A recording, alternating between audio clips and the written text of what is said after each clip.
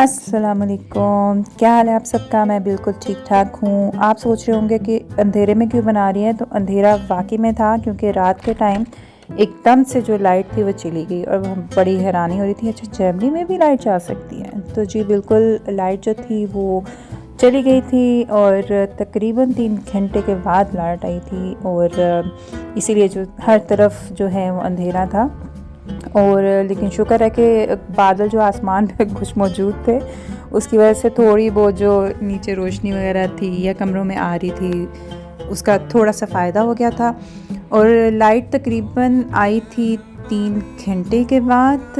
और लेकिन यहाँ की अच्छी बात ये होती है कि अगर इस तरह की कोई सिचुएशन हो जाए तो या तो वो पहले इन्फॉर्म कर देते हैं, या फिर अगर किसी को नहीं भी पता हो तो वो फ़ौरन से कुछ ना कुछ कोई ना कोई एक अलर्ट जो होता है मैसेज वो भेज देते हैं बहरहाल कि लाइट चली गई थी और अब प्रोसेस में है या ठीक हो रही है।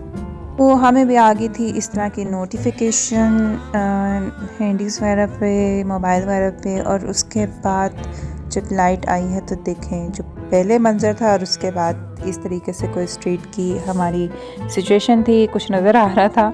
तो ऐसे भी हो जाता है, ये कभी कभी होता है लेकिन हर दफ़ा नहीं। तो बहरहाल जी ये था कल रात का सीन। और उसके बाद सुबह मैंने किया था नाश्ता, और नाश्ते में मेरा जो अंडा था वो ट्विंस निकला था, यानी कि उसमें 2 जर्नियाँ निकली थी। तो थोड़ी सी हैरानगी होती है। उसके बाद मैं गई थी यहाँ पे हमारी सिटी की जो लाइब्रेरी है वहाँ। थोड़ी सी मैं कुछ बुक्स थी जो मैंने वापस करनी थी, जावियर के लिए जो ली थी। तो मैं पैदल का ही थोड़ा फासला था, तो बेहतर है कि बंदा पैदल चले बजाय इसके गाड़ी पे इधर उधर दौड़ाते फिरें।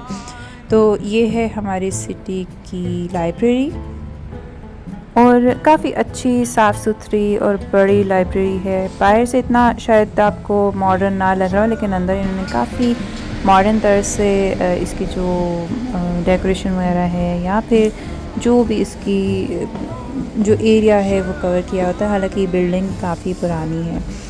और इस तरीके से इसकी एंट्रेंस है जी। और मैंने यहाँ सामने काउंटर पे की थी बुक्स वापस, और उसके बाद मैं गई थी ऊपर। यहाँ का जो फर्स्ट एंड सेकंड फ्लोर है, असल में इसके सिर्फ 2 फ्लोर है। या फिर नीचे जो बेसमेंट होती है उस पर भी कोचिंग की बुक्स वगैरह पड़ी होती हैं, जो अगर किसी ने ख़रीदनी हो तो काफ़ी कम कीमत पे लगी होती हैं। और इस एरिया में ज़्यादातर जो है वो जो फॉरेनर्स होते हैं, फॉरेनर लैंग्वेजेस की बुक्स वगैरह पड़ी होती हैं। जैसे कि ये वाली भी अच्छी इन्होंने पैक की हुई थी, खोल नहीं रही थी, फिर मैंने कहा चलो ऐसे ही देख लेते हैं। तो बहरहाल यहाँ का मैं आपको चक्कर इसलिए भी लगवा रही हूँ कि मैं यहाँ पे आई थी, तो मैंने सोचा कि आपको थोड़ा सा विज़िट यहाँ का करवा दूँ। और काफ़ी अच्छी और साफ़ सुथरी ये वाली जो लाइब्रेरी है। मैंने जब अपना लैंग्वेज कोर्स यहाँ से किया था जर्मनी से, तो मैं अक्सर यहाँ पे आ जाती थी। और ये कितनी अच्छी इन्होंने आँख बनाई हुई है। और आ जाती थी इधर, और फिर यहाँ पे काफ़ी अच्छी जगह जो है बैठने के लिए बनाई हुई है इन्होंने, और बहुत खामोशी है। और पढ़ने का भी यहाँ पे बड़ा मज़ा आता है। बस ये कि बंदा ये ना भूल जाए कि घर भी है, वापस घर भी जाना है। तो बहरहाल यहाँ पढ़ने पे टाइम थोड़ा सा लग जाता है। और उसके बाद फिर ज़्यादातर लोग इधर टाइम निकाल कर ही आते हैं। वीकेंड पे ये बंद होती है। और उसके अलावा ये यहाँ पे सारे पज़ल्स वगैरह या फिर गेम्स जो बच्चों की होती हैं वो पड़ी हुई हैं। बड़ों की भी गेम्स हैं, बड़े भी खेल सकते हैं। और इसके अलावा बच्चों का जो एरिया है वो इसके एक साइड पर अलहदा ही है। लेकिन उसके अलावा कॉमिक्स वगैरह, ये जो सारा एरिया ये कॉमिक्स वगैरह का है। और अच्छी सिटिंग है, डेकोरेशन अच्छी की हुई है इन्होंने। लेकिन अब मेरा ख़ुद तो ताल्लुक़ इतना है ही नहीं है किताबों से, तो इसलिए लाइब्रेरी में अब ज़्यादा नहीं आती। सिर्फ बच्चों के लिए अगर जाविर का कोई चीज़ चाहिए हो, वो ये देखें इन्होंने ये बच्चों से बनाया हुआ लग रहा है स्टैचू। और अगर जाविर को कोई चीज़ चाहिए हो या फिर उसने कुछ बुक्स वगैरह पढ़नी हो, तो फिर मैं उसको लेकर यहाँ पे आ जाती हूँ। और ये वाला जो एरिया है ये बच्चों का है। और स्कूल के साथ भी या फिर ग्रुप्स की सूरत में भी बच्चे यहाँ पे आते हैं। और इन्जॉय भी करते हैं, खेलते भी हैं और फिर कहानियाँ वगैरह भी सुनते हैं। और इसके अलावा अब मैं जा रही हूँ नीचे की जानिब, तो मैंने लिया है सीढ़ियों का रास्ता, क्योंकि थोड़ी सी आपको यहाँ की लोकेशन भी ज़रा दिखाती चलूँ। अच्छा, मैंने आज यहाँ से अनसब्सक्राइब भी किया है अपना कार्ड, क्योंकि काफ़ी देर से मेरे पास था, तो अब मुझे वो वैसे चाहिए नहीं था, तो मैंने फिर उसको अनसब्सक्राइब कर दिया है। और यहाँ पे अब तैयारी हो रही है जी बाहर के मौसम की, तो फूल भी काफ़ी अच्छे खिले हुए हैं। अच्छा, ये वाले जो फूल है ना, इनकी स्मेल जैसे पाकिस्तान में रात की रानी की स्मेल होती है वैसे की है इसकी स्मेल, और बहुत अच्छी इसकी स्मेल रात के टाइम ज़्यादा आती है। और एक मज़े की बात मेरे साथ आज हुई कि मैं ऐसे ये व्लॉग बना रही थी और मैं बिल्कुल इसी जगह से गुजर रही थी, तो ये दरवाज़ा मुझे बहुत अच्छा लगा, और जब देखा तो मुझे किसी ने आवाज़ दी। और ये जो घर था ये अब मेरी एक सीरिया की शाम की जो जानने वाली हैं उनका घर था, तो उन्होंने मुझे ऊपर से आवाज़ दी कि आ जाओ मेरी तरफ। तो मैं जल्दी में थी, लेकिन उन्होंने इतना इसरार किया, तो फिर मैं उनके साथ उनके घर चली गई। और उन्होंने मेरे मना करते हुए भी मतलब मेरे लिए कॉफ़ी बनाई और मुझे दी। और बहुत अच्छी खातून हैं और बहुत मिलनसार हैं। तो सीरिया के ज़्यादातर लोग जो मुझे यहाँ पे मिले हैं वो काफ़ी मिलनसार हैं और काफ़ी अच्छे से मिलते हैं। और ये जो लोग हैं जिनको मैं जानती हूँ, ये जब सीरिया में जंग हुई थी तो उसी दौरान ये जर्मनी आए थे और स्ट्रगल कर रहे हैं अब अपनी लाइफ के लिए भी। तो देखें, इन्होंने मुझे घर के बनाए हुए बिस्किट जो थे वो पेश किए थे, और साथ में कॉफ़ी रख भी दी कि अगर टेस्ट अच्छा ना हो तो फिर मैं और भी ले सकूँ।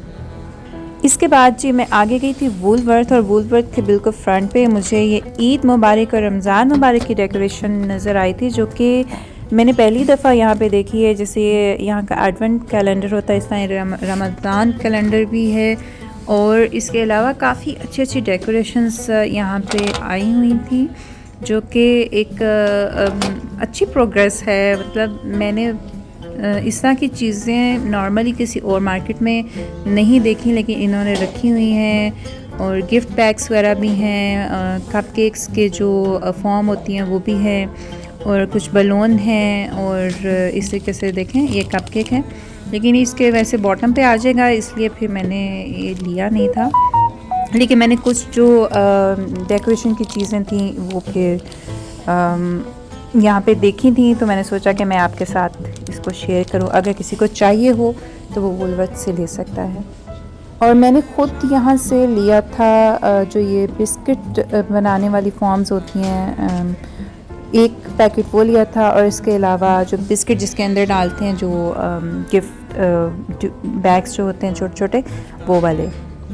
इसके अलावा आपके साथ आज मैं केक की एक रेसिपी शेयर करने लगी हूँ। केक मैंने बनाया है सिंपल सा, और ये मैंने घर के लिए नहीं बनाया, मैंने किसी को बना कर देना था। तो मैंने यहाँ पे लिए हैं 3 अंडे, और इसके अंदर डाला है मैंने शलागज़ाने यानी कि डबल क्रीम, और उसी के अंदर फिर मैंने हाफ़ जो था इसकी जो पैकिंग थी वो ऑयल की इसमें डाली है। तकरीबन 50 ग्राम ये ऑयल बनता है। उसके अलावा इसमें 2 पैकेट मैंने डाले थे वनीला शुगर के, उसके अलावा हाफ़ पैकेट इसमें मैंने डाला था बेकिंग पाउडर का, और उसको मैंने ज़रा छलनी से छान लिया था ताकि उसके जो ज़र्रे हैं वो कोई गुठली बीच में ना रह जाए, क्योंकि वो फिर मिक्स नहीं होती बाद में। और इसके अलावा इसको अच्छे तरीके से मिक्स करके बाद में इसमें मैंने डाली थी चीनी, और चीनी मैंने यहाँ पे ली है तकरीबन 180 ग्राम। अगर आप ज़्यादा लेना चाहें तो ज़्यादा भी ले सकते हैं, लेकिन 180 ग्राम ठीक है बिल्कुल। और तकरीबन 350 ग्राम यहाँ पे मैंने लिया है मैदा, और इन चीज़ों को मैंने मिक्स कर दिया है।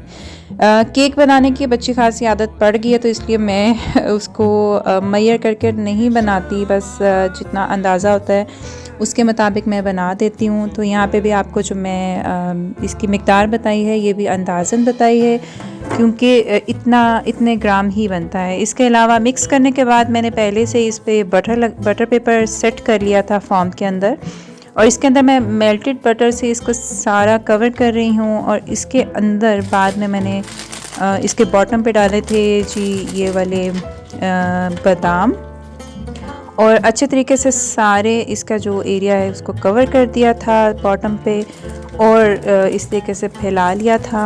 और उसके बाद मैंने इसके ऊपर डाली थी जी थोड़ी सी चीनी।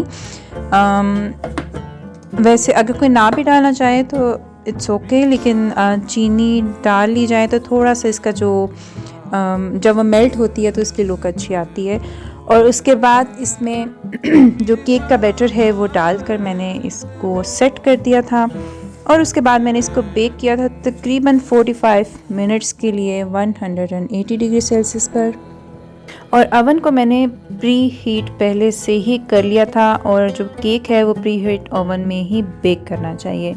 और इसके बाद जी इस पे ये जो मैं कपड़ा एक लगा रही हूँ साइड पे, ये गीला कपड़ा है, ये किचन टॉवल है, ये किचन जो भी नैपकिन होता है उसको काट कर आपके जो भी फॉर्म है उसके साइज़ के मुताबिक कर लें।